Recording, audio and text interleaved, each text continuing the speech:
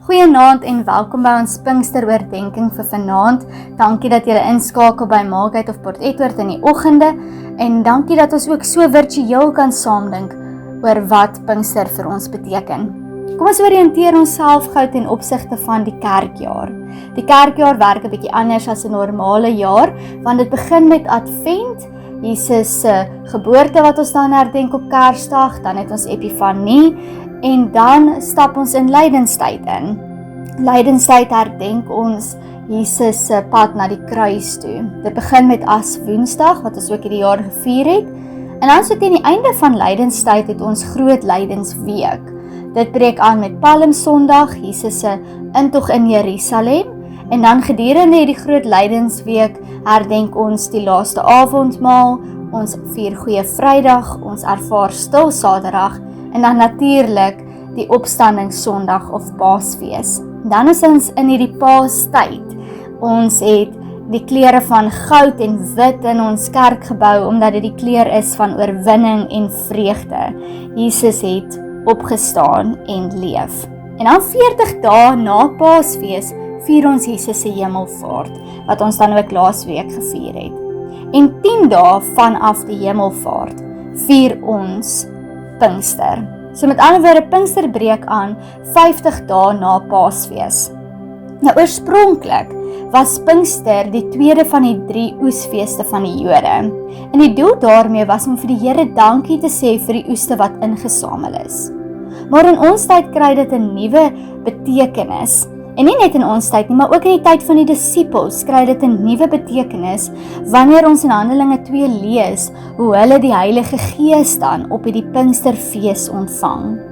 Die woord Pinkster kom van die Griekse woord Pentekoste af, wat 50 beteken.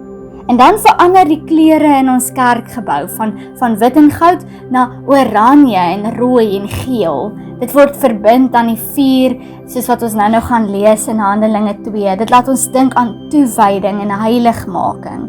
Ons het die simbool van die duif, wat heenwys na die Gees wat ons toerus, ons bystaan en ons troos. Ons het die simbool van die koringaar as die getuienis simbool wat wys na opoffering, die vermenigvuldiging van die oes en gasvryheid. Ons het druiwe wat ons laat dink aan die oorvloed wat God gee. En meer as alles word ons opnuut bewus en herinner ons onsself opnuut aan ons doopbelofte en dat ons wel gedoop is. Die Pinksterfees wat ons dan nou Sondag vier is ons manier om dan ook vir die Here te kom dankie sê vir alles wat ons ontvang, maar ook dan veral dat ons die Heilige Gees ontvang. Tydens hierdie fees dink ons terug aan die gebeure van Handelinge 2 en ons vier dat ons net soos die disippels die Heilige Gees ontvang. Ons sal ook dikwels aan hierdie dag dink dan as die geboortedag van die kerk. Maar vir ons is dit 'n tyd van afwagting op die Gees. Dit is 'n vraag oor hoe kan die Gees vir my en vir jou en die kerk kom nuut maak? En hoe stuur die Gees ons uit? Hoe stuur die Gees ons uit met 'n roeping? Wanneer ons dink oor al hierdie goeders, besef ons moet eintlik vir 'n oomblik net stil word. Want ons diepste behoefte as 'n gelowige is om in 'n aktiewe verhouding en 'n aktiewe lewe saam met God te leef. Andrew Murray beskryf dit as 'n daily fellowship with God. Nou dit is daardie daaglikse kameraadskap, daaglikse verhouding, daaglikse lewe, daaglikse gemeenskap waarin ons met God leef. Ons besef eintlik dat dit ons beginpunt is. Dat wanneer ons vir die Here wil dankie sê vir alles wat ons ontvang en ook dankie dat ons die Heilige Gees ontvang, dan moet ons eers net 'n oomblik rustig word in die Here se teenwoordigheid. Want gedurende hierdie tyd van Pinkster word ons uitgenooi om op God te wag, om stil te word en vervul te word met die Heilige Gees. As ons terugdink aan Handelinge 2 en al die disippels was daar in die bovertrek, dan word ons eintlik uitgenooi vanaand om die uitnodiging te aanvaar, om net te kom rustig word saam met die Here. Sal gaan vir ons 'n oomblik gee waar ons rustig saam kan wees. Luister na die musiek. Haal rustig asem.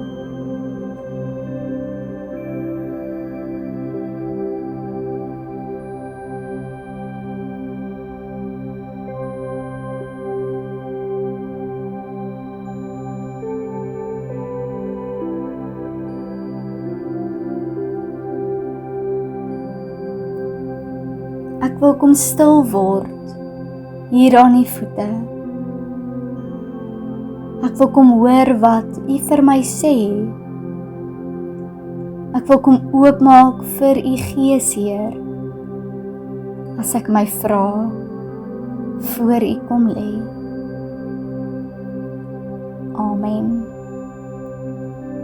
En as jy vir 'n oomblik dink aan 'n simbool om die Heilige Gees te beskryf, buite nou vir die simbool soos die duif of die koringhaar of druiwe of wat ook al. Wat is die simbool waarin jy sal dink as jy die Heilige Gees wil beskryf? En eintlik wil ek jou uitdaag, sal jy dink aan die Heilige Gees as wind of as aan 'n vlammetjie? Watter simbool sal jy kies om die Heilige Gees mee te beskryf? Wind of 'n vlam? En hoekom? Hoekom sal jy juis hierdie simbool kies? Hoekom sal jy kies vir wind? Hoekom sal jy kies vir 'n vlam? As jy wil, kan jy hierdie opname vir 'n oomblik net stop en daaroor nadink en miskien wil jy dit neerskryf en met die Here gesels oor hoekom dit vir jou uitstaan.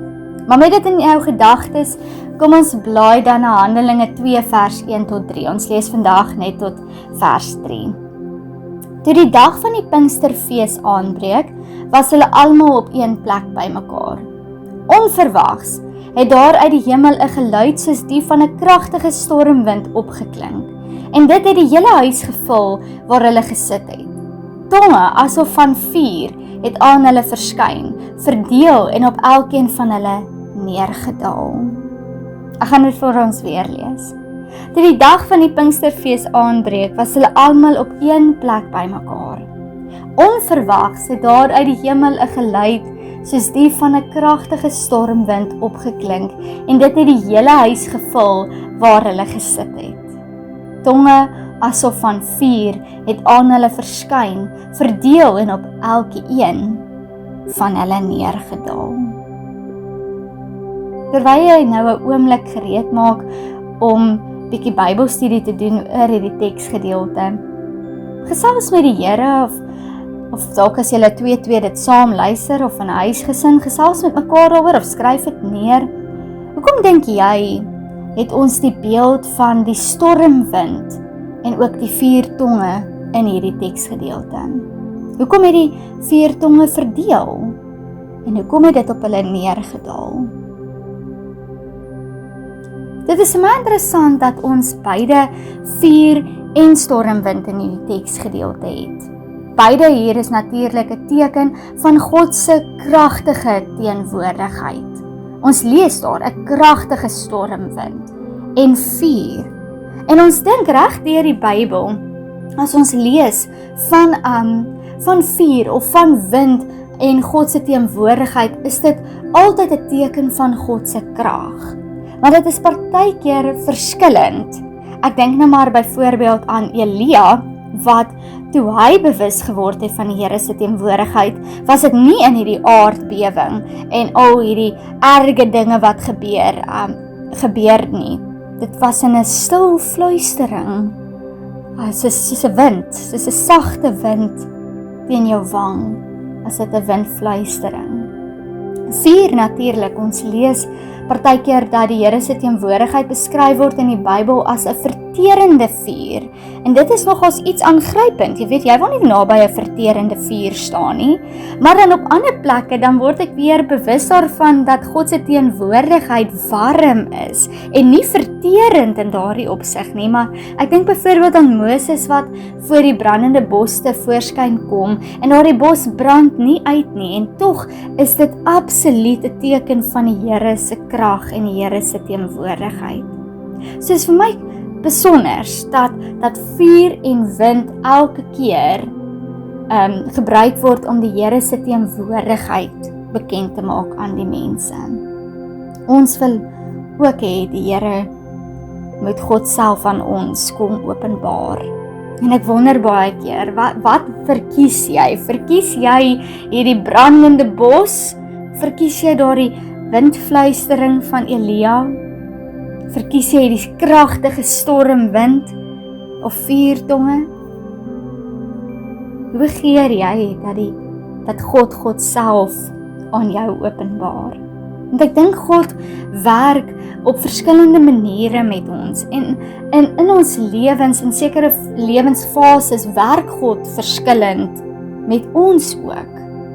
Maar dit is elke keer 'n teken van God se besonderse teenwoordigheid. En dit maak dit vir my duidelik dat as ons wonder oor wie die Heilige Gees is, dan besef ons die Heilige Gees is God. En tog is die Heilige Gees ook uniek, omdat ons deur die Gees bewus word van God se teenwoordigheid. En dit is nou waar dit vir ons partykeer bietjie moeilik raak, want die Gees is 'n beide God, maar ook 'n unieke, afsonderlike wese met unieke karaktereienskappe, as ek dit nou so kan noem. En nou moet ons onthou, God is drie-enig. God is trinitaries. Dis 'n trinitêre God. Ons dink aan die Triniteit, God as Vader, Seun en Gees. 3 en tog 1. Maar een van die vrae waaroor ons dikwels wonder, is al hierdie 3 persone van die drie-eenheid, is hulle gelyk teenwoordig? Wie is dit wat skep? Was die Seun en die Gees by met die vorming van alles? Of het hulle eers later bygekom by wie God is?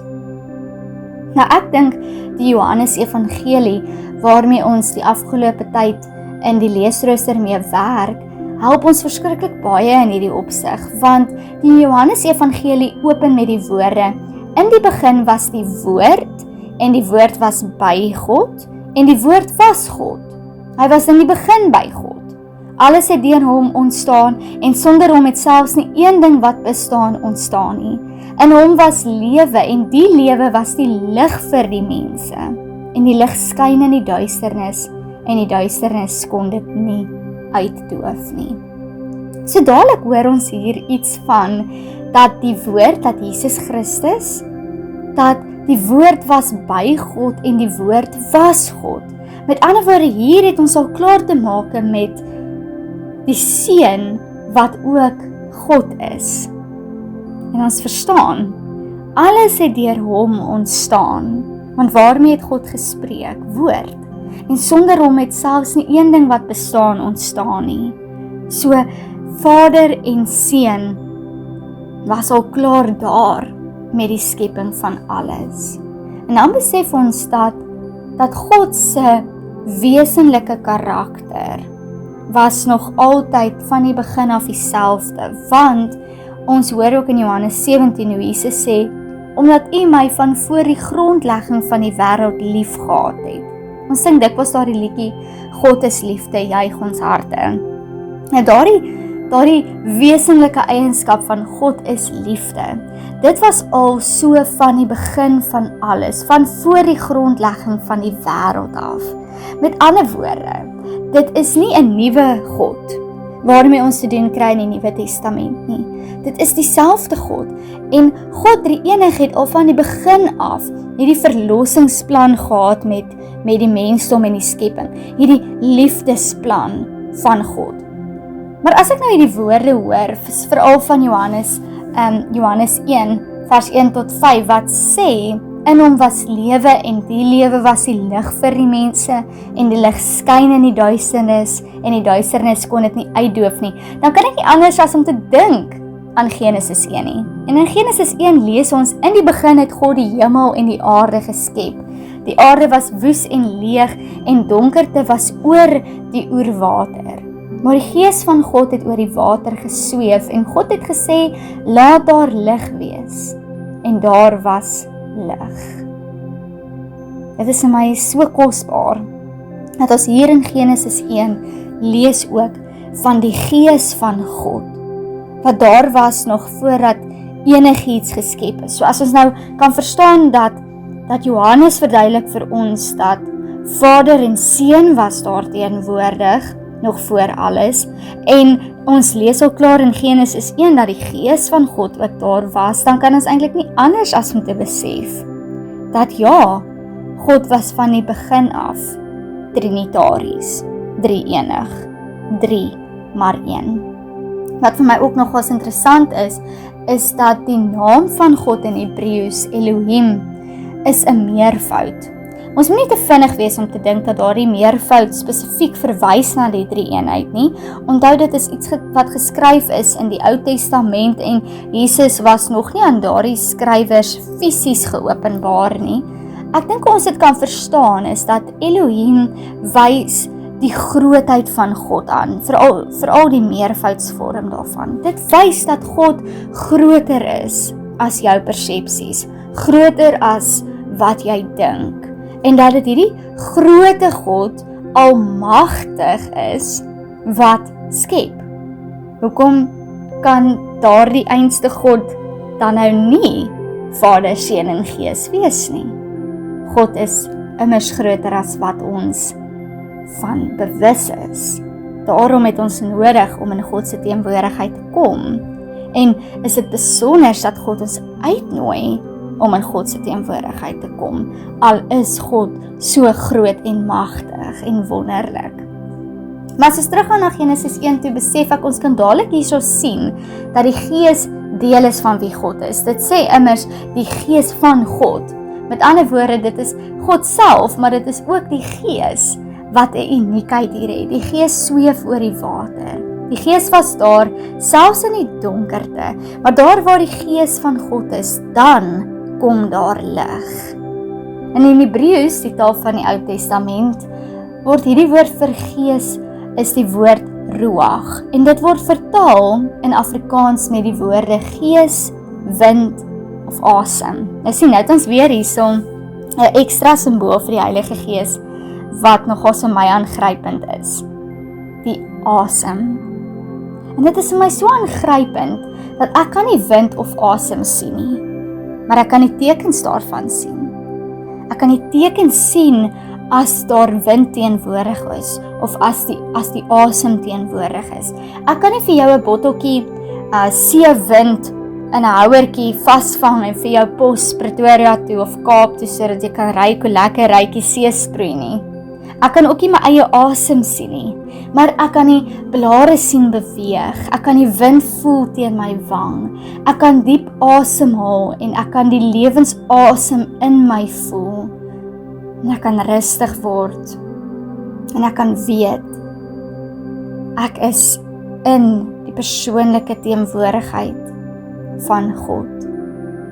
En ek dink dit is belangrik vir ons om te besef, dat wanneer ons hier in Genesis 1 lees, dat die Gees van God oor die oerwater gesweef het, beteken dit dat God persoonlik betrokke is, dat God se persoonlike teenwoordigheid betrokke is by dit wat gebeur, by die skepping van alles. God staan nie apaties nie, God is nie ver nie, God drie-enig is persoonlik teenwoordig. En daarom dink ek kan ons sê, die Heilige Gees was betrokke by die skepping, is betrokke in die onderhouding van alles. Die Heilige Gees is by ons, lei ons, gee ons raad, help ons. En dit lees ons dwars deur die Bybel van hierdie karaktereienskappe van die Gees. Ek dink byvoorbeeld aan Psalm 51, wat een van die 3 tekste in die Ou Testament is, wat wys na die Heilige Gees, waar Dawid skryf, moet my tog nie wegdryf uit die teenwoordigheid nie, en moet die Heilige Gees nie van my wegneem nie. Want wat doen die Heilige Gees? Laat my weer die vreugde oor u verlossing ervaar. Laat 'n gewillige Gees my ondersteun. Hoor hoe pragtig sê Dawid hier, wat is die Gees mee besig in hom, om die vreugde oor die verlossing te ervaar. Laat 'n gewillige Gees my ondersteun.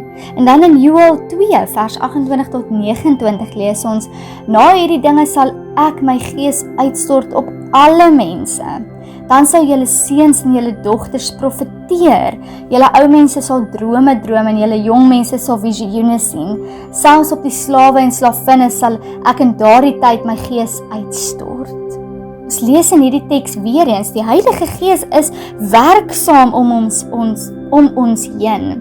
Gee aan ons gawes, profeteer, drome droom, visioene, en dit word aan almal gegee. Almal ontvang hierdie Heilige Gees. Ook ons as gewone mense ontvang die openbaring van God. En daarom dink ek as ons die Bybel lees, word ons bewus daarvan dat die Heilige Gees ons lei om God te ken. Die Heilige Gees gee ons krag om te kan getuig, skenk aan ons gawes tot opbou van ander, gee aan ons 'n roeping om deel te neem aan God se grootste werke en leer ons bid om te kommunikeer met God. En dit is presies wat vir my hier in Handelinge 2 gebeur. Die mense in die bofortrek word bewus van God se persoonlike teenwoordigheid, wat al van die begin van alles af tot vandag toe teenwoordig is. En daarom dink ek kan ons 'n paar belangrike dinge onthou van wie die Heilige Gees is. Die Heilige Gees is saam met die Vader en die Seun vir ewig God. En die Heilige Gees word aan my en aan jou gegee.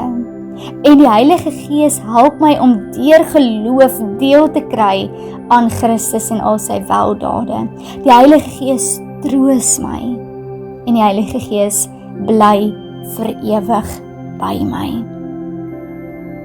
Ek gaan jou 'n oomblik gee, ek kan weer hierdie opname stop as jy wil, 'n oomblik net daaroor nadink om dit te skryf. Hoe sal jy die Heilige Gees beskryf?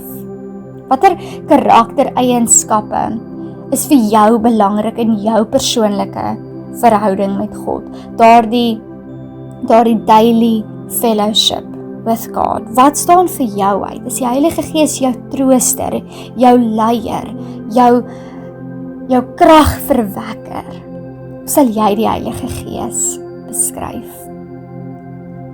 Ek dink daar is baie karaktereienskappe wat ons sal kan gebruik om die Heilige Gees te beskryf. En ek dink dit is wat die Heilige Gees vir my so uniek en wonderlik maak, is dat ons bewus kan wees op verskillende maniere van die Heilige Gees. En dat die Heilige Gees in elkeen van ons werk soos ons dit nodig het. Nou gedurende Pinkster en hierdie week wat ons nou voorberei om Pinkster te vier, is een ding vir ons baie belangrik en dit is om te bid. Dit is ook hoekom hierdie week eintlik uitgesit is en afgesonder is vir bidure. En ons gaan gedurende hierdie week gaan ons bid vir verskillende aspekte van ons lewens. Maar vanaand gaan ons self eers rustig word by die Here. Want ons kan nie bid vir ander, vir ons wêreld, vir ons land, as ons nie self eers rustig word by die Here nie. Want ek dink aan Psalm 27 vers 8 wat sê: luister tog Here na my stem wanneer ek roep. Wees my genadig en antwoord my. My hart ego u woorde. Julle moet my teenwoordigheid opsoek. U teenwoordigheid, Here, soek ek op. Moet u gesig nie vir my verberg nie. Moet u diensknegt nie in toorn wegwys nie. U was my helper, moet my nie verstoot of verlaat nie. God wat my red. Selfs al verlaat my vader en moeder my, die Here sal my aanneem. Wag op die Here, wees sterk en hou moed. Ja, wag op die Here. Het is wonderlik dat ons selfs in hierdie Psalm bewus kan word van wie die Gees is. Die Gees het nie gekom om net sommer naby ons te leef nie, maar in en deur ons. En daarom kan ons rustig word in die Here se teenwoordigheid. Ek gaan jou uitnooi om vir 'n oomblik saam rustig te word. Miskien wil jy 'n kersie aansteek as 'n simbool van daardie vlam. Miskien wil jy Luister as die wind buite waai of selfs op die stoep sit waar jy die wind kan voel. Maar kom ons word stil en rustig in die teenwoordigheid van die Here.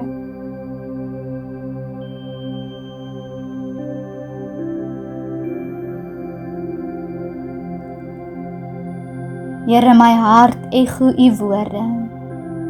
Julle moet my teenwoordigheid opsoek. U teenwoordigheid, Here, soek ek op. Miskien, Here, is dit al wat ek vandag kan sê. U teenwoordigheid, Here, soek ek op. Nie noodwendig om antwoorde te kry nie. Nie om dinge vir my sommer net te kom regmaak nie, maar eenvoudig omdat ek besef, Here, dat in my verhouding met U kry ek lewe deur U Gees.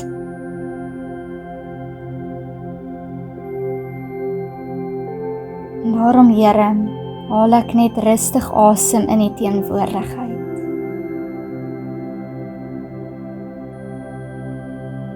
Asem ek in en weet, Here, U is naby. Asem ek uit en sê, Here, ek gee my bekommernis vir U. Asem ek in en vra, Heilige Gees, leef in my. En asem ek uit en vra, vernuwe my hart.